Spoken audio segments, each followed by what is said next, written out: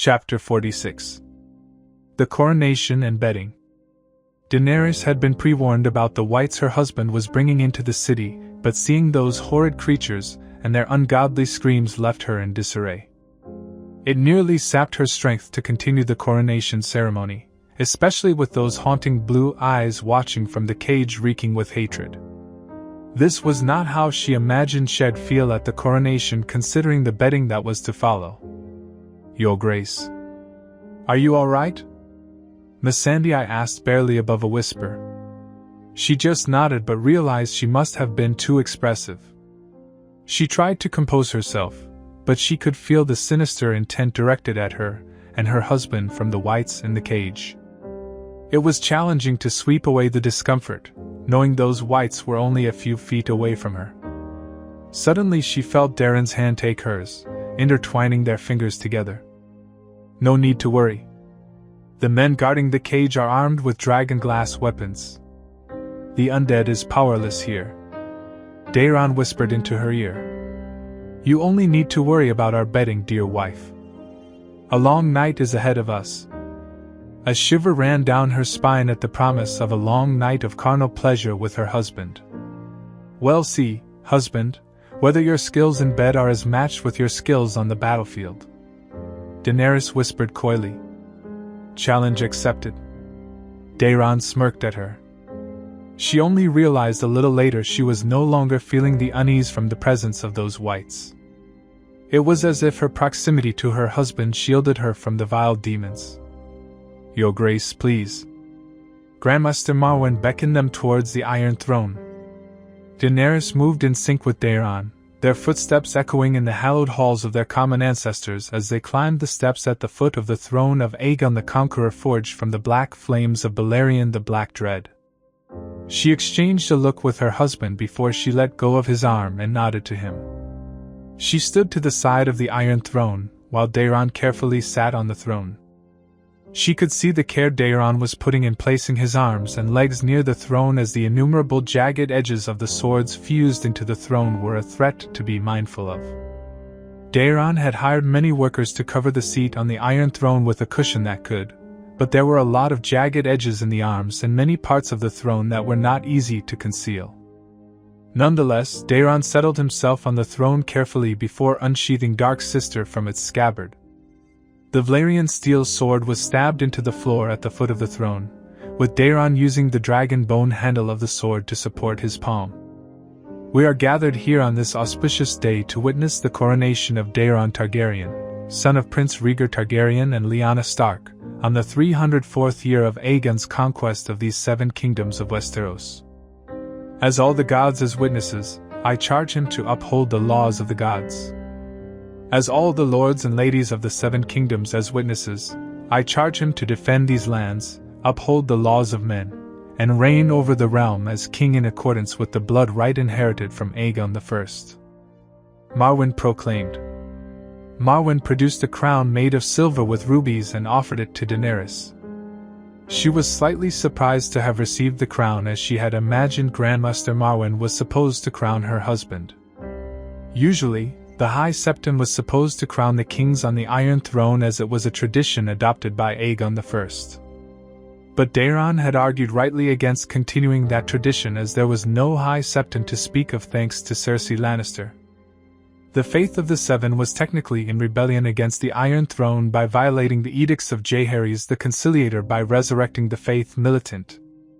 It was also essential to consider the Great Sept of Baelor had been reduced to a pile of rubble on Visanyas Hill. The faith in King's Landing was non-existent, all thanks to the Lannisters. "I want you to crown me." "Who better than a dragon to crown another dragon?" Daeron smiled. Daenerys grinned and nodded her assent. She happily took the silver crown and placed it on her husband's brow. Trumpets blared as the crown settled comfortably on Daeron's brow, announcing the crowning of the King of the 7 Kingdoms. Drums also picked up a gradual high note, while the trumpets began to come down from their high pitch.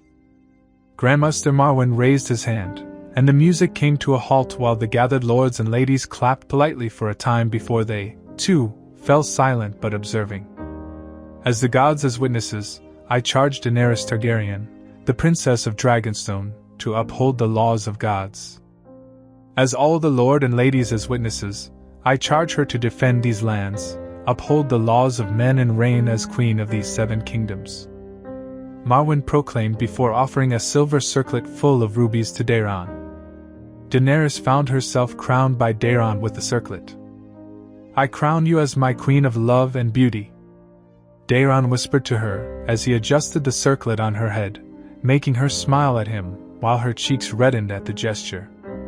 Daenerys ducked her head and took hold of her skirts while executing a perfect curtsy while the lords, ladies, and knights of the realm cheered.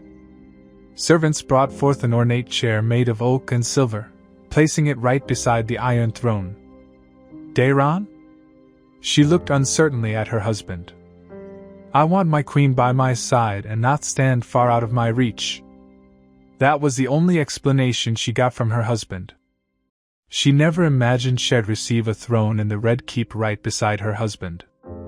By the shocked looks on the lords and ladies in the hall, she knew she was not the only one stunned by this turn of events. She numbly sat on the shining ornate throne with silky red cushions. Her throne was the epitome of elegance and beauty compared to the towering monstrous form of the Iron Throne. On the 7th day of the 3rd moon of the 304th year of Aegon's conquest, the reign of King Daeron Targaryen III and Queen Daenerys Targaryen of the 7 Kingdoms begins. Grandmaster Marwyn declared with more applause filling the throne room. Daenerys was overwhelmed to have sitten beside her husband facing the throne room. She could feel the eyes of every lord and lady in the room on her, which made her sweat a little. One would think I'd have grown accustomed to these stares by now, she thought. She eyed her husband, who was also sweating a little.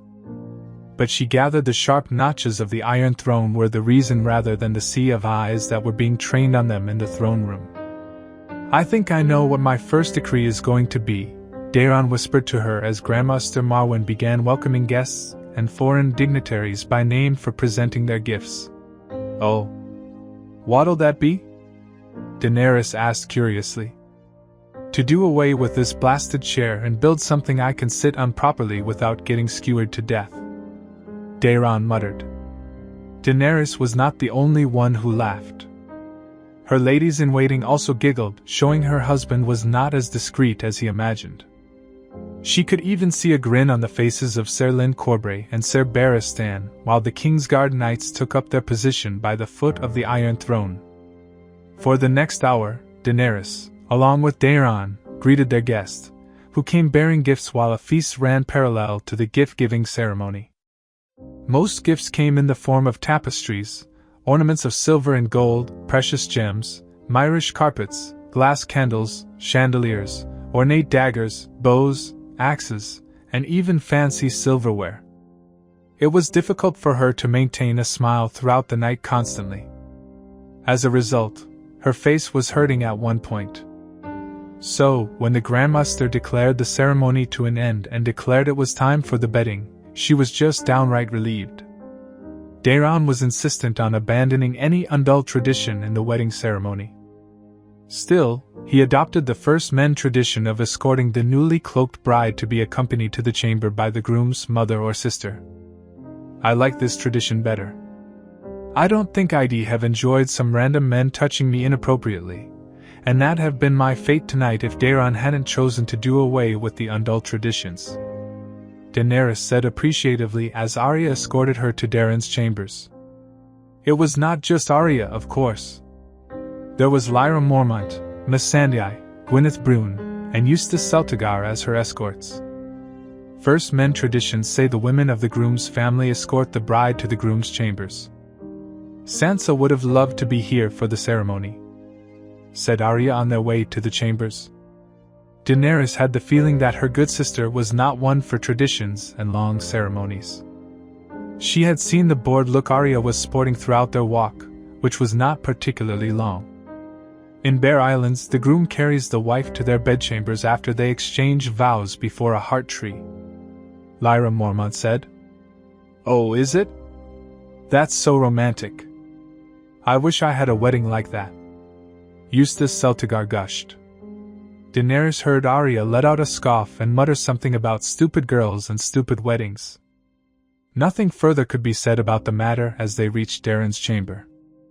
"No, it's our chamber now," she corrected herself. Arya held the door open for her, to which she gracefully skipped over to the other side. "Enjoy the night, Your Grace," Missandei said. And that was the last she heard from any of her ladies-in-waiting as Arya closed the door. When Daenerys turned around, she saw Daeron sitting by the fireplace observing her. She set her shoes aside before she stepped on the massive carpet that spanned the length of the room. She had noticed one other thing about her nephew. Daeron was someone who meticulously pursued order and cleanliness in his room. "Wine?" Daeron offered her a glass filled with the red liquid. "Am no stranger to wine," said Daenerys, taking the offered cup gracefully and taking a sip. The taste was sweet, just as she preferred. "Thank you. We do have some plans to prepare." Daenerys frowned. "What plans?" "We must knock the Ironborn out of the Reach and, in the process, take control of Highgarden. I plan on sending a token force from Highgarden up the ocean road into the Westerlands. For too long, the Lords of Westerlands have kept their silence. They'll swear their vows, or they'll perish with the Lannisters hiding under the rock. At the same time, we must end the Blackfire line and push the Dornish army back to the marches." Then we need to. Her frown only deepened as Daeron continued to speak of his plans. She drained the wine, unclasped her cloak in quick succession, and set aside her crown. She reached forward and pushed Daeron, an act that took her husband totally by surprise because he fell into the couch on his back. "Does your plan involve mounting a dragon, Your Grace?" she asked coyly as she slipped into Daeron's lap smoothly. "It certainly does." Daeron breathed before capturing her lips in a searing kiss. XXX warning? Lemon content XXX. Her breath was taken away with the abrupt kiss that Daeron imposed on her. But she was not one to quietly slink back and let her husband take the lead. She pressed back with her lips moving against Daeron's lips, slowly domineering in their battle of lips. It took her only a few seconds to make her nephew's lips dance to the whim of her lips. She felt like all the blood in her veins was turning as hot as dragonfire. Her heart was pounding away in her ears, responding well to the warmth of her husband, who proceeded to wrap his hands around her waist. They pulled back a little, and she was breathless and exhilarated. The arms that were wrapped around her waist suddenly climbed up. Dany giggled as Daeron struggled with the laces of her dress, even as she was peppered with kisses all along her neck. She moaned as Daeron pressed a kiss against the pulse point on her neck. The small jolt of pleasure that ran through her body made her unfasten the clips and slides that were holding her hair. She let her silver mane free from its confines, and then her focus was on removing the offending clothes on her husband's body. Her plan, however, failed as Daeron chose to take her by her ass and lift her up. She would have complained if it wasn't for the love bites her husband was leaving along her neck and the way his palms were squeezing her ass. Instead, she was busy moaning up a storm as pleasure dominated her body and soul. Somehow, she commandeered her limbs to do her bidding instead of drowning in bliss like the rest of her body. Her hands managed to find their way inside his tunic. His bare skin coming in contact with her palm invigorated her limb with the strength of a dragon's claw. At that moment, her nails were sharp as steel, and her fingers were as strong as a dragon's claws.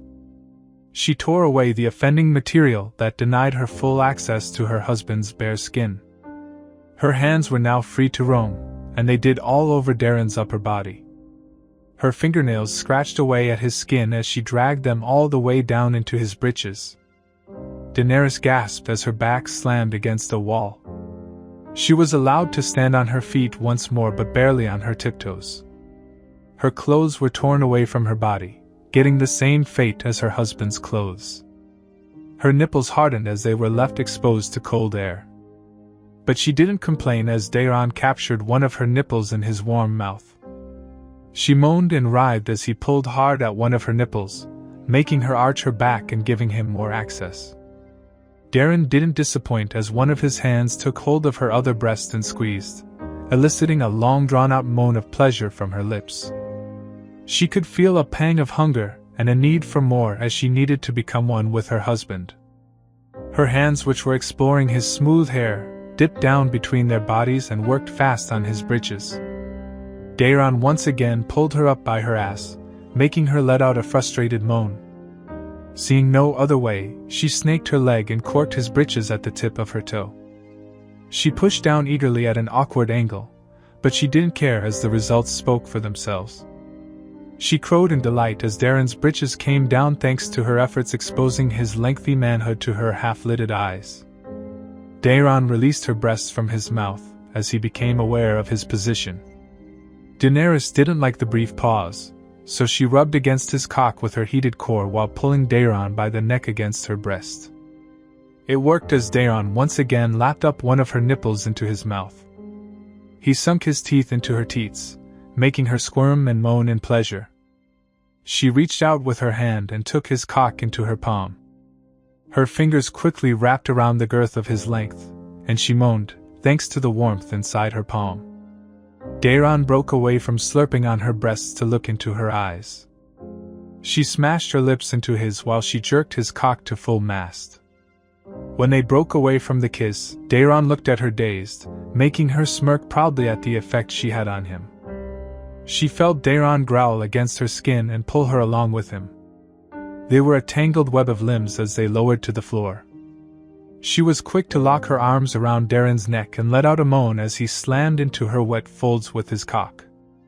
Daeron growled against her skin and carried her over to their bed, all the while spearing into her, making her scream in pleasure. They fell into the bed with Daeron pounding into her, leaving her breathless.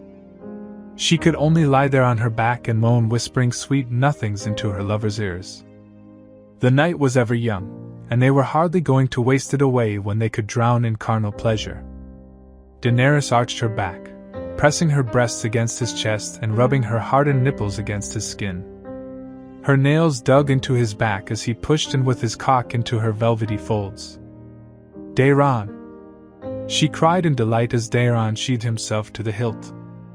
One of his hands took a rough hold of her hips while the other caught her by the throat with his thumb pressing down on her pink lips. She took his thumb into her mouth, playfully nibbling and licking at the tip, which excited Daeron even more because he began to pick up the pace. Daenerys cried to the heavens as Daeron speared into her at a pace that plowed her insides. She forced herself to meet his thrusts, drunk in pleasure and enjoying the music filling the room while their flesh met flesh. She fit snugly around him, inviting him to explore every nook and cranny while he stretched her out with each thrust. Her legs locked behind him, pushing him against her, urging him to go faster and harder. Their bodies rubbed against each other with sweat and warmth of their bodies becoming one, just as they were becoming one heart and one soul. Her arms retracted from holding on to his back and came to wrap around his neck as he dragged her up into his arms. She was sitting on his lap with his hard cock spearing into her velvety womanhood. His palms once again took a rough hold over her ass. She could feel his fingers digging into her flesh, which riled her up. She raised herself on his lap and fell on his length, making Daeron moan. It was akin to the howl of a wolf, and she wanted to hear more of it. She started jumping up and down on his lap. Soon, Daeron joined in by guiding her and forcefully slamming her into his cock. Daenerys rested her head on the crook of his neck, with her silver hair dancing behind her with each thrust. She could feel that she was at the peak of her orgasm. Her walls clamped down around his length. "Daeron, make me yours," she squealed, running her nails along his back as he filled her. She screamed as she came hard around his cock. A few thrusts later, she could feel the cock that was plowing her insides pulse, and then spurt his seed, filling her up. A tremor passed from her toes up her spine and all the way to the back of her neck. She was wrapped around all snugly and tight against Daeron's body, with Daeron's arms wrapping around her. She rubbed her cheek against his shoulder, purring in satisfaction, while pressing a few innocent kisses against his neck. Daeron slowly lay down against the cloak, taking her with him. She laid on top of him, enjoying the warmth of his body, the sound of their breathing, and the crackling of the fire in the hearth. She could feel his hands beginning to wander on her back, taking his time to trace out her skin by drawing lazy circles. Her eyes met his dark, stormy gray pools of eyes that shined with affection, or was it love? She liked to think it was love. Daenerys. Daeron murmured into her ear, making her let out a small moan. I think I need to. She felt a kiss being pressed under her chin, and then her neck. Have another go. HM. She gave her permission by raising herself up just enough to kiss him full on his lips. Daeron slowly pulled her back, making her look into his eyes with a confused look. Not here. I want to take you in the bed. Daeron growled, and he sat up quickly. She squeaked as she was hauled up by Daeron, holding her by the underside of her knees. She was quick to lock her arms around Daeron's neck and let out a moan as he slammed into her wet folds with his cock. Daeron growled against her skin and carried her over to their bed, all the while spearing into her, making her scream in pleasure. They fell into the bed with Daeron pounding into her, leaving her breathless. She could only lie there on her back and moan, whispering sweet nothings into her lover's ears. The night was ever young, and they were hardly going to waste it away when they could drown in carnal pleasure. XXXX warning?